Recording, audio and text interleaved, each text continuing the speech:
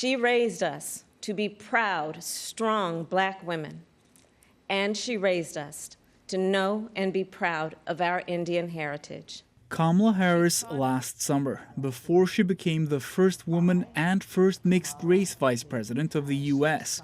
But if she were to fill out the Canadian census, Harris would be counted as neither Black nor South Asian. Instead, she would be grouped with others of mixed race in a category called multiple visible minorities. 5 years ago, about 232,000 Canadians were counted that way. There's a lot of buried, inherent systemic barriers.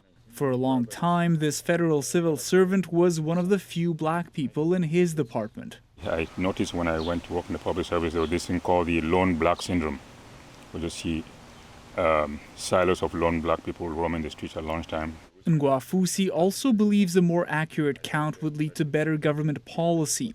But for this employment lawyer, hiring is the main issue. It basically makes it impossible for the government to respond with any credibility. He's representing clients in a proposed class action lawsuit alleging Black civil servants face systemic discrimination in the federal public sector. That's a major challenge for both the employers and for those employees that are seeking fairness and equity in hiring. Statistics Canada says it will break down this year's census data more effectively. People want more details on that, and that's why we are hoping to do those change, like a modification.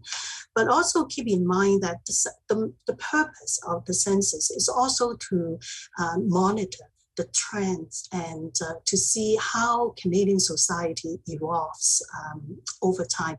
It will take time for the public to see the changes. The new data on multiple visible minorities will be ready in October of next year.